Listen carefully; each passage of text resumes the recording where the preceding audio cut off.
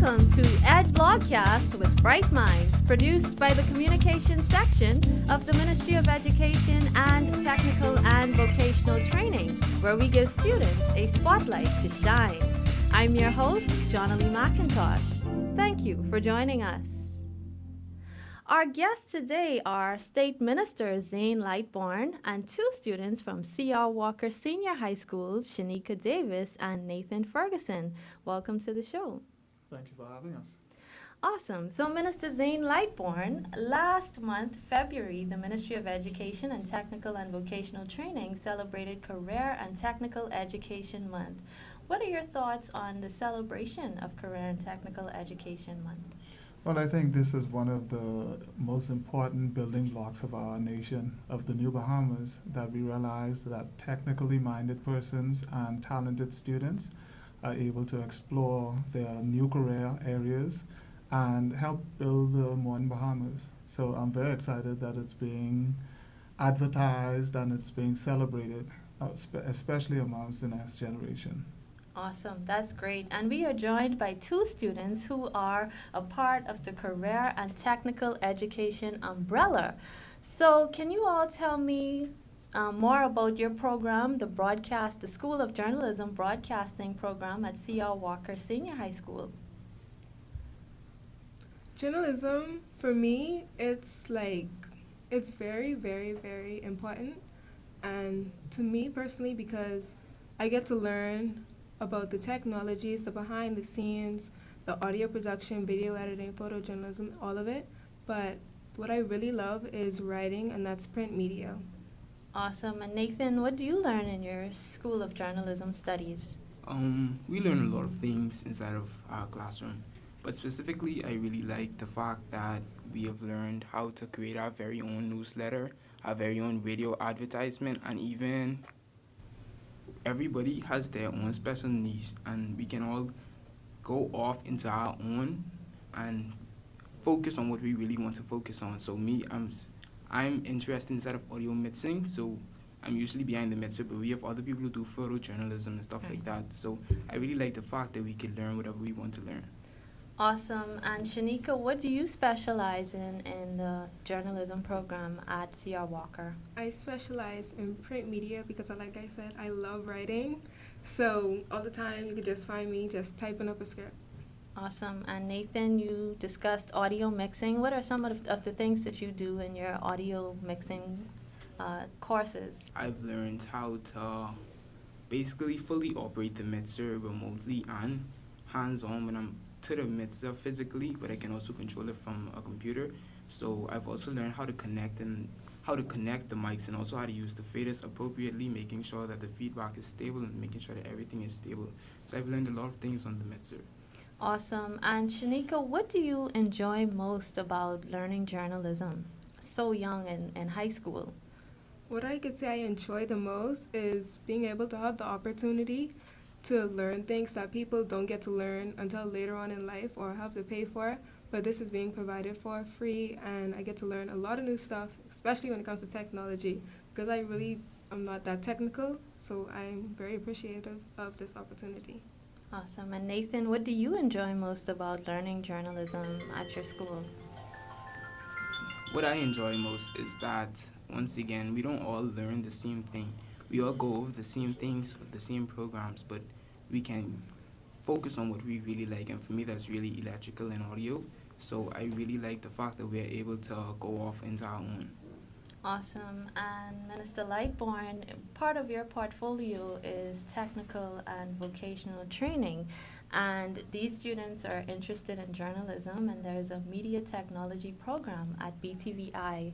There's also a Smart Start initiative at BTVI. So can you expand on that for us and give us a little bit of backstory or information on the Smart Start initiative?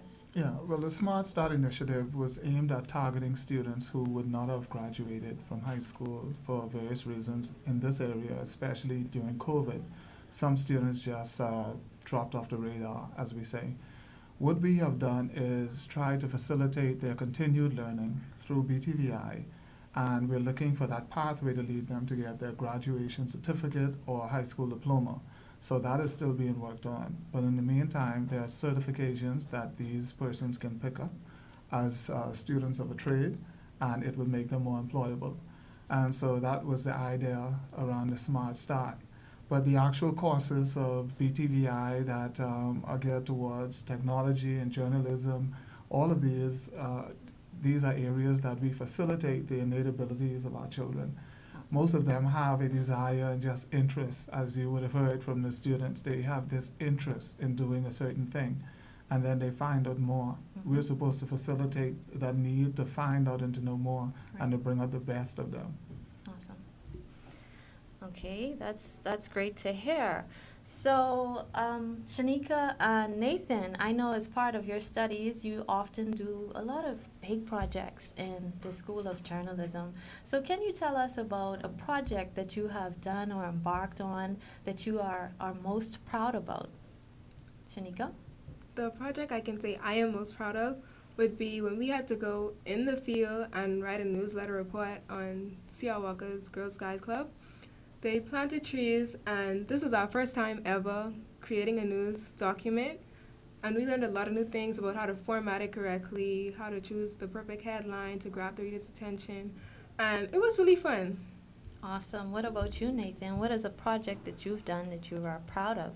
The project that I'm most proud of is, I would have to say, our radio advertisement. Because at first, when I was trying to create it and everybody was finished with their script, I was still trying to create mine. I was even, some would say, struggling.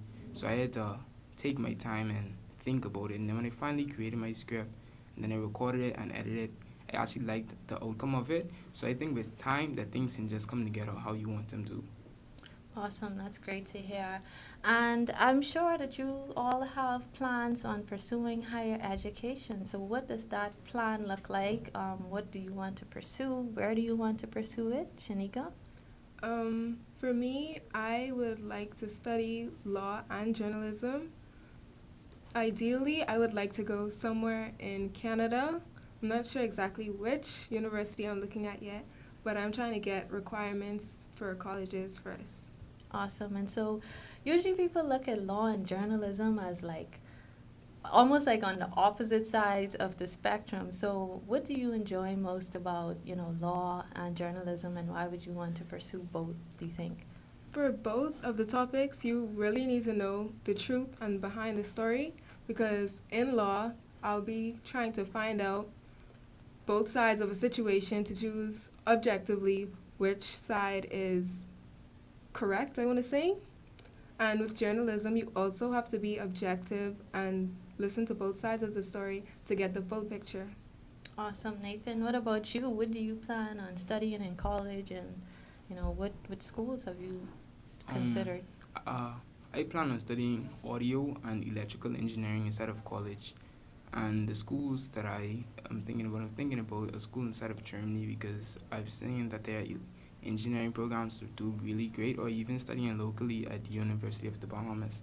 But from a young age, I always was interested inside electronics and music. So as I grew up, I just started to like it even more. So I was always interested in it, to be honest. Awesome. Shameless plug. The University of the Bahamas has an awesome media journalism program, because I am a product of that. So yes, this is shameless plug.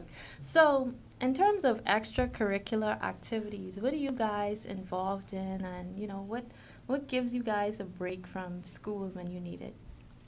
For me, I inside Maritime Cadet Corps. I recently joined, so I cannot say everything that they've learned, but it's really a fun way to relax for me, because I get to learn new information, especially about boats. I find it like an interesting little hobby, but yeah, I like to learn about new topics in my spare time. Awesome. What about you, Nathan? And for me, I am inside of JA Aspire. It is different from the regular JA, which is Junior Achievers. We really focus on how to save, how to budget, just to get you ready for, the real world. So you get have those sets of tools and you get out there. All right, Mr. Lightborn, do you think the mentality towards CTE subjects is changing? Are these areas looking more attractive for students who may be interested? Yeah, certainly, because as these bright minds have just indicated, There are a wide range of areas they can go in a specific technical area. So if you want to achieve university status education, there's that opportunity to go deeper into a subject area. If you want to just do the raw technical work, there are also pathways where you can do that at a technical school like PTVI, where at present they would be eligible, or students like them, for a dual enrollment program where they can pick up credits for their technical course while they are still in high school. And those credits would be put towards them finishing at an earlier time and getting their certification in PTVI. Awesome. Another question is, you have described technical and vocational training as like the building blocks of successful countries. Can you expand on that for us and, tell us what do you mean when you explain it that way? Well, in everything that we do in society, there is an indication that is a need for a technically skilled person to be a part of that society, and in a big way. We have to live and thrive off the electricity, for instance, that's generated. We have to make sure that we have running water. We have to make sure that we have plumbing. When you look at food production, when you look at sustainable energy, all of these things are a part of the new conversation and where the world is going. What we had absent for that time was identifying that you need actual people and bodies and experts in these areas, because they form the majority of society. When you talk about building homes and construction of all types now, boat building, and development of new technology areas, whether it's a new type of car or it's an electrical car as opposed to a manually carburetor engine as we would have been used to. So I see the conversation opening up for us, our minds, to see how important technical and vocational education is to every country. You cannot point to a successful country, a city that has been built, without the majority of the persons in that space being persons who are technical experts. That's very true. And Shanicka and Nathan, entrepreneurship is something that is talked about a lot, especially in our generation. People are trying to find numerous ways of making money or making more money, and media, in a lot of ways, people see that as a way of making money. But do you see you guys as becoming entrepreneurs in the media industry, or is that just something that you would like to study?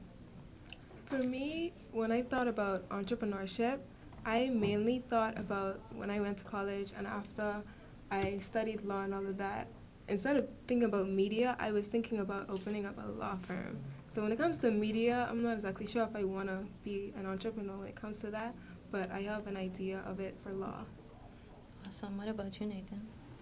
Basically the same thing. I never thought of being an entrepreneur for media, but with my electrical engineering, I always thought of opening up like another business, maybe my own electrical engineering company, and just starting a side business, just something that could help me. Awesome. And the media is something where we see a lot of faces all the time. Is there any persons in the media field that you see as your role model or someone that you aspire to be like in that arena? For me, when we had, I'm not sure what it's called, but Candia Dames came to our school and she talked a lot and she gave me some very valuable information, and I just want to be, like her. What she does is just like amazing to me, and I would love to try and be like that. Awesome. Nathan, what about you? For me, it would be Jose Edian, because that same day Jose also came to speak to us, and I really liked what he said. He's also a former student of C.R. Walker, so seeing where he is today, it really inspired me to do better. Awesome. And we know that almost every school in New Providence have something special and unique about them that they usually brag about. So what is something that is unique or that you feel is awesome about your school that you would like to highlight today, Shanicka? Today, I would like to highlight our very own journalism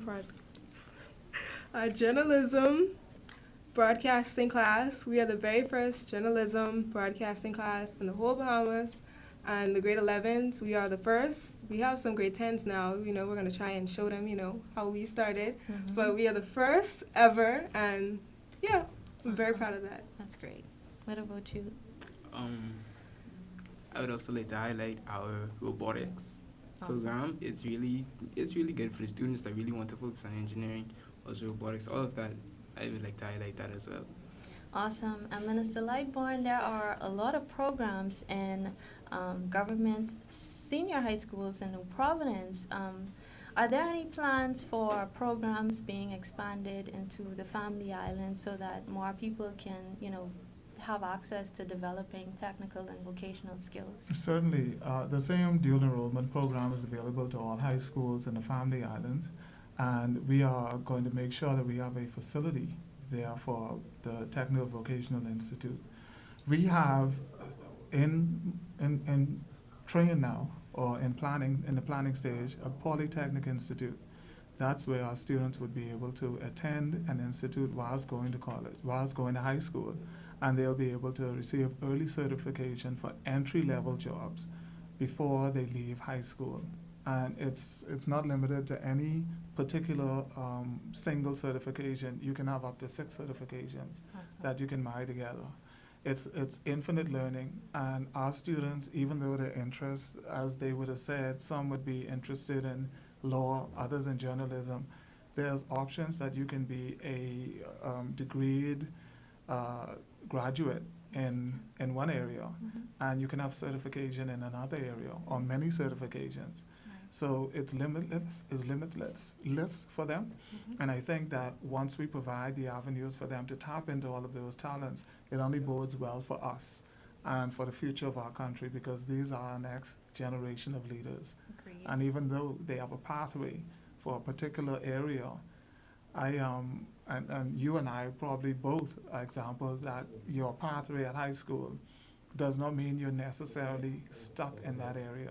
Right. You can move and branch off in a wide range of areas because you have learned the discipline of learning, and the expansion of your knowledge through certifications makes you an expert. And so I encourage them to just continue moving and doing what they're doing. Wow, that's awesome. The future of technical and vocational education is bright, ladies and gentlemen. Thank you so much for tuning into our program. We have come to the end of this very exciting episode of Ed Vlogcast with Bright Minds. Students, until next time, continue to shine.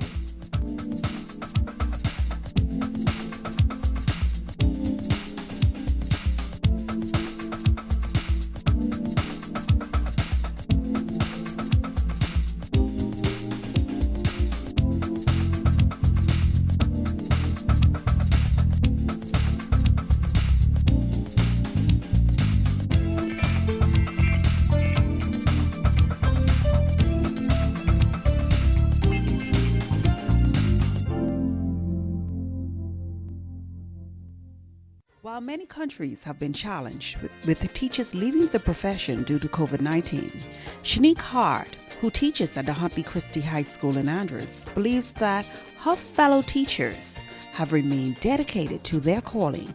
No matter what, teachers will do what they have to do, because they always tell us, teachers encourage the students. Well, teachers need encouragement too, okay? Because it's a lot. Teachers are going above and beyond no matter what. We can do it. We're doing it, we can do it, and we will continue to do it. Shakia Charlton, a math teacher at C.I. Gibson School, says that the instructional changes brought on by COVID-19 will never weaken her passion to teach math. She believes everyone should embrace that discipline. There's no need to be afraid of the subject. It is a little tedious and challenging, but one like me, of course, I would like the challenge.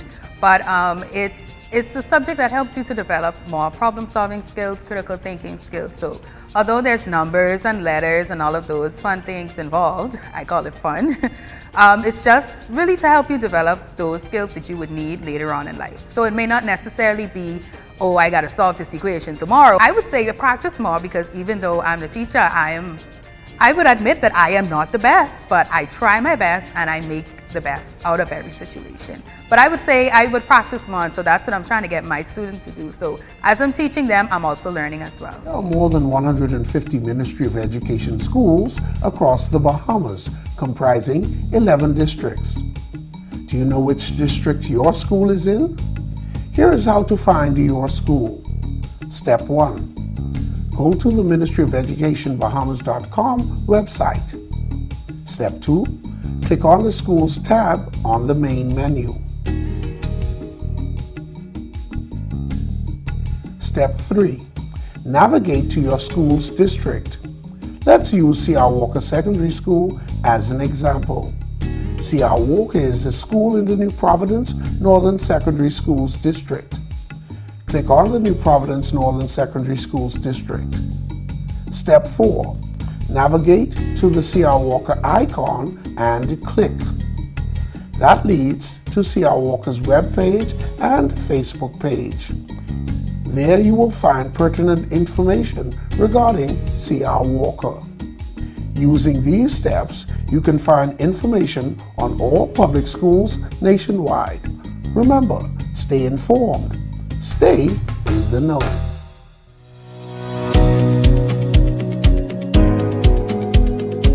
Hello, my name is Janice Moss, District Superintendent of the Western New Providence Primary District. It is my privilege to serve the constituents found in the 12 primary schools, 4 preschools, and 3 special schools in this district.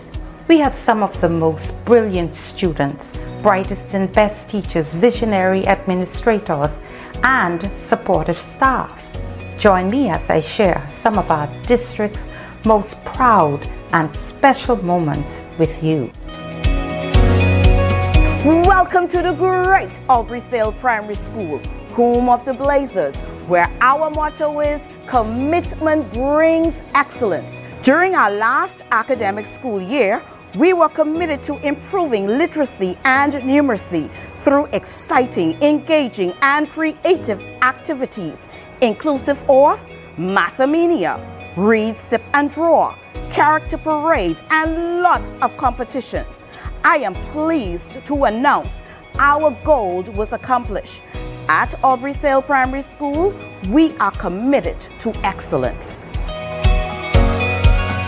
Proactive, inclusive, innovative, and collaborative are all adjectives that aptly describe the Eva Hilton Primary School.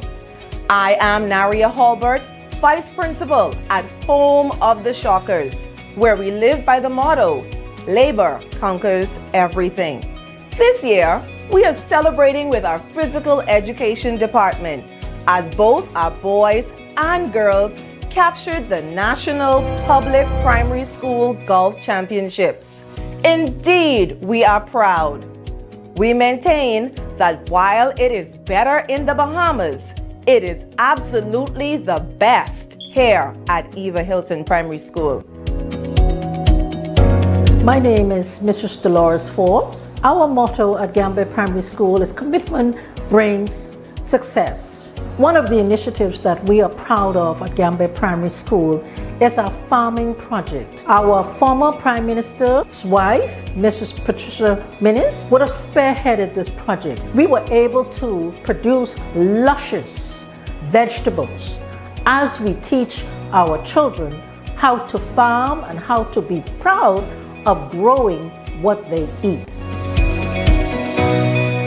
I'm Cosetta Johnson, principal of Garventines Primary School, home of the Knights. The 2021-2022 school year has been most challenging. Our staff, however, rose to the occasion and did as our motto suggests, making our better best. One Book, One Gavin is an initiative that was designed to develop a love for reading and to improve in reading comprehension. Every Monday after lunch, the entire school could be found reading the classic book, James and the Giant Peach. The initiative was a success, as we did note improvement in our reading comprehension scores. I am Amanda Monker, principal of Stapledon School. Special people with a purpose. Stapledon School caters to students with intellectual disabilities, as young as 5 years and as old as 18 years of age. Our culture is one of our focus areas, and we are extremely proud of our extensive program, which includes the growing and reaping of a variety of crops, as well as poultry and egg production and aquaponics. My name is Glendina Mills, principal principal of Sybil Strong Primary School, home of the mighty Warriors. In March, our school hosted the Duke and Duchess of Cambridge in celebration of the Queen's Platinum Jubilee. We were elated to have been chosen to showcase our country's brightest and best.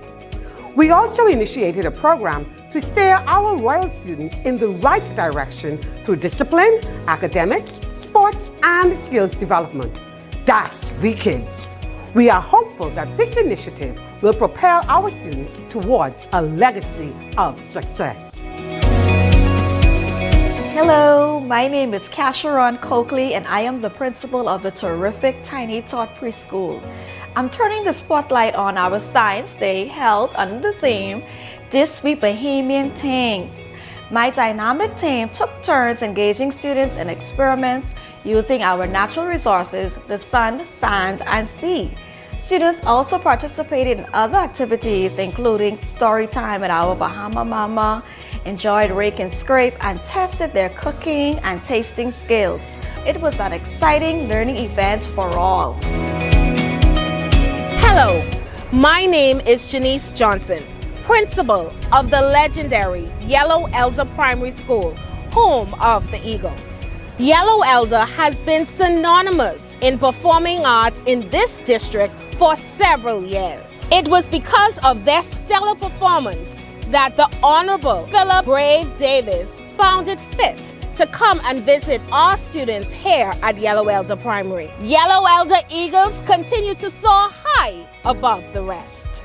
There you have it. Despite the plethora of challenges encountered, our students were still exposed to and engaged in meaningful and fun activities. In the words of Aristotle, excellence is never an accident.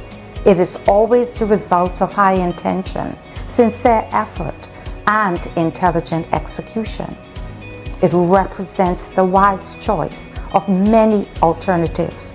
Choice, not chance, determines your destiny. Our team here in the Western New Providence Primary District continue to be dedicated to the success of every child in every classroom, in every school.